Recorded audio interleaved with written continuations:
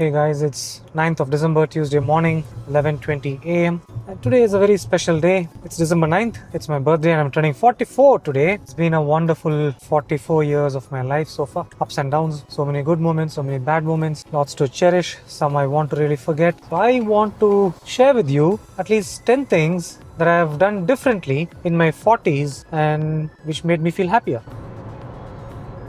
First thing I stopped trying to do was I stopped trying to please everybody. Earlier I was desperate for approval. You want to do some things and you want to be the Mr. Nice guy, the best guy, but that never happens. Most people hardly even care about what you do. So I just stopped doing that and I just lost that burden immediately.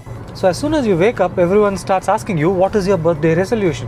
What do you want to do on your birthday? I started thinking, what did I ever achieve until this 44 years of life? The second thing that I stopped doing was I stopped comparing my timeline with others' timeline. Every profession is different. So when I was in my 30s, that is when I completed my post-graduation.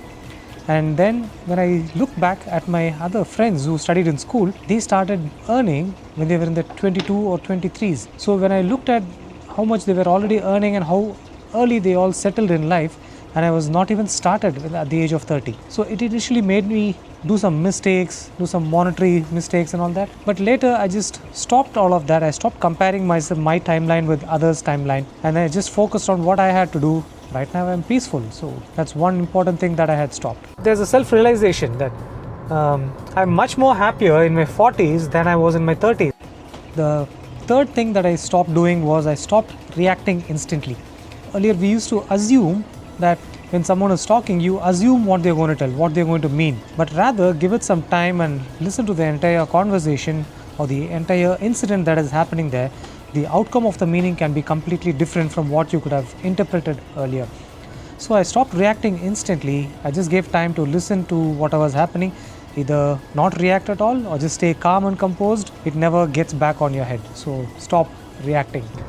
The amount of energy levels in your body and everything seems much higher when you're in your 30s, but still the happiness level and your satisfaction, your peace of mind is everything better when I'm in my 40s. The fourth thing that I stopped doing was I stopped chasing perfection. Nobody is perfect. Everybody is perfect in their own ways and imperfect in their own ways also. We have our ups and downs, our positives and negatives. So when we start comparing ourselves with others, you look at, oh yeah, he's better than me in that, he is better than me in that. So these kind of comparisons will always put you down. What we have to realize is that what we do is what we do at our best, and at some day that reward will come back. I stopped comparing myself. I stopped chasing the perfection. I don't know, nothing troubles me regarding that aspect anymore. Because there are some mistakes made, there are some lessons learned the hard way. Unless you make that mistake and learn it the hard way, you're never ever going to realize, right? The fifth thing that I stopped doing was I stopped waiting for the right moment. There is never a right moment for anything. So whenever I wanted to do something, you always think that let the right moment come. It will come soon. But that never happens. The right moment never comes. There is nothing called as the right moment. If you want to do something and if you think it is right and if it is falling within your capabilities, then definitely you should go ahead and do it right now at this point of time and do not wait. So I have done a lot of things like that and it has turned out to be positive, because if I would have waited, those things would have never ever happened to me. I'm not saying everybody is having the same thing, but for me personally, it feels that way.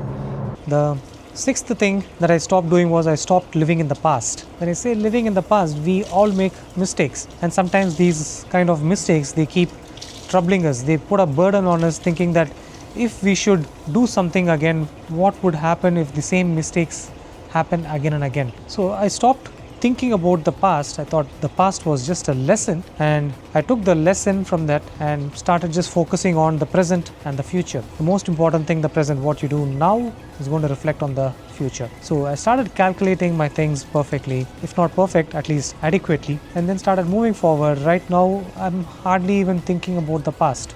We keep saying you learn from others' mistakes, but is that ever going to happen unless you face the damn thing, right? The seventh thing that I stopped doing was I stopped arguing. I remember those angry days, especially when I was a fresher after my post-graduation. I remember having a lot of arguments with senior colleagues also. I used to think I was right, but we always forget in an argument, both of them can be right. Both the parties can be absolutely right. It never got into my head. So, as a result of which, those arguments will only get you enmity and they're going to hate you. So, you don't want that. Whether they hate you or not, it's secondary, but you have to understand that their side of the argument is also equally right, just like your side of the argument. I don't argue anymore. Even if they feel if it's right or wrong, I just nod my head and move on. That's it. It never hits us until you know what it feels like, correct? The eighth thing that I stopped doing was I stopped carrying guilt. I've done a lot of mistakes, but those mistakes should not be pulling you down. If you continue to live with those guilt, you're never going to progress up again. I stopped carrying those guilt. Of course, you would have, whether intentionally or unintentionally, hurt someone in your life. You would have done some mistakes. But yes, if you want to look forward and lead a happy life, which is only one which you get the life, you have to stop carrying that guilt and look positively in the way forward. I stopped doing it. The route that I take every day for work, it hits different. When you're not going to work, when you're doing something else on the same road, you feel calm, relaxed. The ninth thing that I stopped doing was I stopped overthinking. Overthinking is really, really bad. I don't really like to squeeze my brain too much to overthink. I never used to overthink also earlier much, but even that I had stopped almost completely. When you start to overthink, it puts you into so much of stress. What if this particular question? What if this goes right? What if this goes wrong? What if someone is doing something wrong to me? What if someone is doing right to me? If you start overthinking for doing any single action in life, you're never going to do it. So just stop overthinking and just go ahead and do what you want to do if it is right. Routine. Right? If we are all stuck with routines, we adapt to routines. The 10th and the last most important thing was I stopped waiting for luck. For me personally, I feel I don't expect luck anymore. I always keep telling myself, why am I not lucky?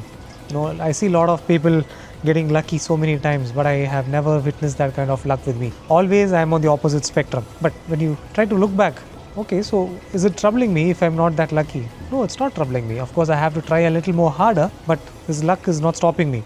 Someday, some gate will open. Just wait for that moment, that's it. And that will be your one lucky chance for your entire life. Otherwise, I just stop waiting for it.